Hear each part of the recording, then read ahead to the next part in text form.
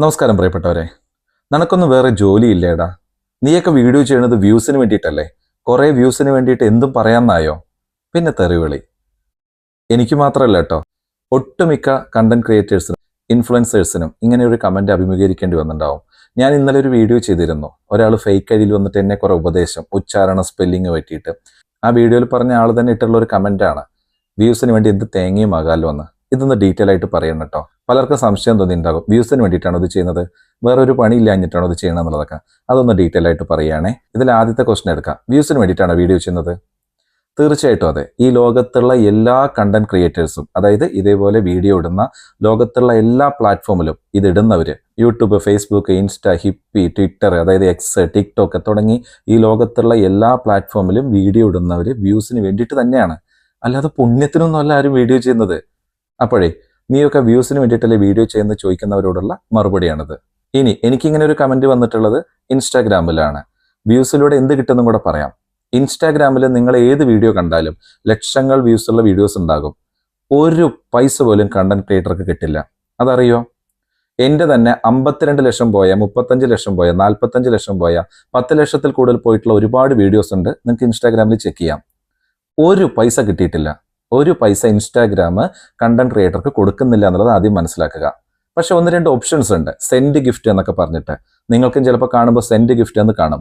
നിങ്ങളത് പൈസയിലൂടെ ഒരു send gift ആയിട്ട് തന്നു കഴിഞ്ഞാൽ നമുക്ക് ആ പൈസ കിട്ടുന്ന ഒരു പരിപാടിയുണ്ട്. ഞാനത് ഓണാക്കി വെച്ചിട്ടില്ല, അതുകൊണ്ട് എനിക്ക് കിട്ടിയിട്ടുമില്ല. എനിക്കാരും തരികയും വേണ്ട. അത് കൂടുതൽ കിട്ടുക സെലിബ്രിറ്റീസിനൊക്കെയാണ്. അവർക്കാണല്ലോ അങ്ങനത്തെ ഒരു ഫാൻസ് ഉണ്ടാവുക. ഇനി അടുത്തൊരു സബ്സ്ക്രിപ്ഷൻ പറഞ്ഞൊരു സംഭവമുണ്ട്. അത് ഈ പ്രത്യേകിച്ച് ഷെയർ ട്രേഡിംഗ് പോലെയുള്ള ടിപ്സ് ഒക്കെ പറഞ്ഞു കൊടുക്കുന്ന ആൾക്കാർക്കൊക്കെ പറ്റുന്നതാണ്. ആ സബ്സ്ക്രിപ്ഷൻ ചെയ്ത് കഴിഞ്ഞാൽ 100 രൂപ 200 രൂപയ്ക്ക് സബ്സ്ക്രിപ്ഷൻ ചെയ്ത് കഴിഞ്ഞാൽ ആ വ്യക്തികൾക്ക് വേണ്ടി മാത്രമായിട്ട് വീഡിയോസ് ചെയ്യാൻ പറ്റും. ആ സബ്സ്ക്രൈബ് ചെയ്ത ആൾക്കാർക്ക് മാത്രമേ വീഡിയോ കാണാൻ പറ്റുള്ളൂ. ഈ 2 ഓപ്ഷനേ ഇൻസ്റ്റാഗ്രാമിലുള്ളൂ. അതല്ലാതെ നിങ്ങൾ ഏത് വീഡിയോ നോക്കിക്കോളൂ, ലക്ഷങ്ങളും കോടികളും വ്യൂസിനുള്ള ഒരു വീഡിയോനും ഒരു പൈസ പോലും കിട്ടുന്നില്ല. നിങ്ങൾ ആരോട് വേണേ അന്വേഷിച്ച് നോക്കിക്കോളൂ.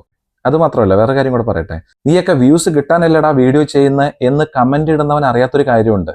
അങ്ങനെ കമന്റ് ഇടുന്നതും ഈ സോഷ്യൽ മീഡിയ ഇൻഫ്ലുവൻസർക്ക് അല്ലെങ്കിൽ ഈ വീഡിയോ ചെയ്ത ആൾക്ക് ഉപകാരമാണ്. അതായത് യൂട്യൂബ്, ഫേസ്ബുക്ക്, ഇൻസ്റ്റ, ഹിപ്പി, ട്വിറ്റർ, അതായത് എക്സ്, ടിക്ടോക്ക്, ഇങ്ങനെയുള്ള എല്ലാ കാര്യങ്ങളിലും നിങ്ങൾ എന്ത് കമന്റ് ഇട്ടോ എന്നുള്ളതിനല്ല വിഷയം. നിങ്ങൾ ലൈക്ക് ചെയ്താലും ഡിസ്ലൈക്ക് ചെയ്താലും മോശം കമന്റ് എഴുതിയാലും നല്ല കമന്റ് എഴുതിയാലും സോഷ്യൽ മീഡിയയിൽ നെഗറ്റീവ് എന്നൊരു സംഭവമില്ല, പോസിറ്റീവ് എന്ന് മാത്രമേ ഉള്ളൂ. അതായത് നിങ്ങളൊരു വീഡിയോയ്ക്ക് ഒരു മോശം കമന്റ് എഴുതി അല്ലെങ്കിൽ ഡിസ്ലൈക്ക് ചെയ്തോ, അതുമല്ല ഇവൻ പറഞ്ഞതുപോലെ നീയൊക്കെ വ്യൂസ് കിട്ടാനല്ലടാ വീഡിയോ ചെയ്യുന്നതെന്ന് കമന്റ് ഇട്ടാലും ആ വീഡിയോ ക്രിയേറ്റർക്ക് അത് ഗുണമാണ്. അതിനൊരു ഇംപ്രഷനായിട്ടാണ് ഈ സോഷ്യൽ മീഡിയ കണക്കാക്കുക. അതായത് ഈ അൽഗോരിതം പറഞ്ഞൊരു സംഭവമുണ്ട്. ഓരോ പ്ലാറ്റ്ഫോമിനും ഓരോ തരത്തിലാണ്.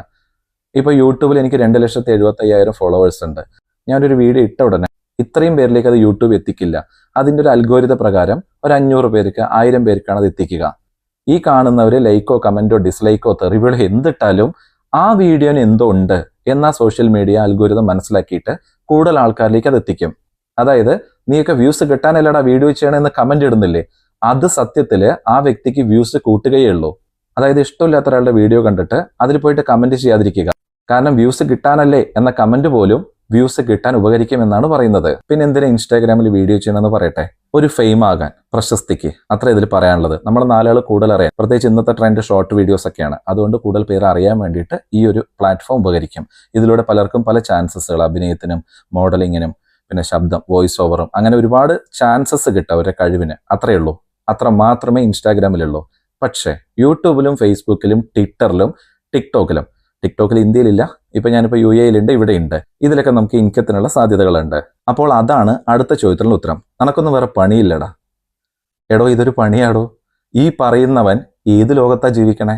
Content creator, YouTuber, blogger, social media influencer എന്നൊക്കെ പേരിൽ ഉള്ള ഒരു ജോലിയാണത്.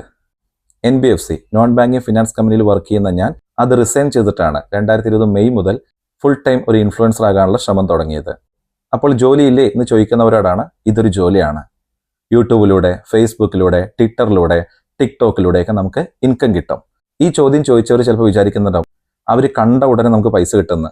അങ്ങനെയല്ല കേട്ടോ. അതിന് കുറേ ക്രൈറ്റീരിയ ഉണ്ട്. പെട്ടെന്നൊന്നും പൈസ കിട്ടൂല. പക്ഷെ ലക്ഷക്കണക്കിന് വ്യൂസ് വരുമ്പോൾ തീർച്ചയായിട്ടും നന്നായിട്ട് ജീവിച്ചു പോകാനുള്ള പൈസ കിട്ടും. ഒരു ജോലിയായിട്ട് ചെയ്യണം, സിൻസിയറായിട്ട് വർക്ക് ചെയ്യണം. നമ്മൾ എന്താണോ കണ്ടന്റ് ചെയ്യുന്നത് അതിനോടൊരു ആത്മാർത്ഥത വേണം. അതിലുപരി ഞാൻ കാണുന്നത് നമ്മൾ എന്ത് ജോലി ചെയ്യുന്നത് അതിൽ സിൻസിയർ ആയിരിക്കുക എന്നുള്ളതാണ്. ഞാനൊരു ഫുൾ ടൈം വ്ളോഗറാണ്, ദിവസേന വീഡിയോ ഇടാൻ ശ്രമിക്കാറുണ്ട്. അപ്പോൾ ഇനി ആ ചോദ്യം ഒരു സോഷ്യൽ മീഡിയയിലുള്ള ആളോട് ചോദിക്കരുതേ, തനിക്ക് വേറെ പണിയില്ലടോ എന്ന്. പണിയുണ്ട്, ഇത് തന്നെ ഒരു ജോലിയാണ്. ഇപ്പോൾ വിചാരിക്കണ്ടാവും ഈസി അല്ലേ എന്നുള്ളത്. ഒരു 5-6 മിനിറ്റ് ദൈർഘ്യമുള്ള ഒരു വീഡിയോ ഇടാൻ ചുരുങ്ങിയത് 2 മണിക്കൂറാണ് എൻ്റെ ടൈം വരാറ്. ഇതിനു വേണ്ടിയിട്ട് നമ്മൾ പ്രിപ്പയർ ചെയ്യണം, അതിനുള്ള സ്ക്രിപ്റ്റ് ഉണ്ടാക്കി വെക്കണം, നല്ലൊരു ഫോൺ വേണം. നോക്കൂ, ഞാൻ എടുക്കുന്നത് ബാക്കിൽ കണ്ടോ കണ്ണാടിയിൽ, ഇങ്ങനെ ഒരു സ്റ്റാൻഡ് വേണം, നല്ല മൈക്ക് വേണം, നല്ല കണ്ടന്റ് വേണം, ആളുകൾക്ക് ഇഷ്ടമാവണം, ഒരുപാട് കാര്യങ്ങളുണ്ട്. സ്വന്തമായിട്ട് വീഡിയോ ചെയ്യാൻ അറിയണം, അങ്ങനെ വിഷയം കണ്ടെത്തി നന്നായിട്ട് വീഡിയോ ചെയ്യണം, അത് എഡിറ്റ് ചെയ്യണം, എഡിറ്റ് ചെയ്തിട്ട് അപ്ലോഡ് ചെയ്യണം, അതിൻ്റെ കൂടെ തമ്പനെയിൽ പോലുള്ള സംഭവങ്ങൾ വെക്കണം, നല്ലൊരു ക്യാപ്ഷൻ കൊടുക്കണം, നമ്മൾ ഫോളോ ചെയ്ത ആൾക്കാർക്ക് അത് എത്തണം, അങ്ങനെ ഒരുപാട് കാര്യങ്ങളുണ്ട്.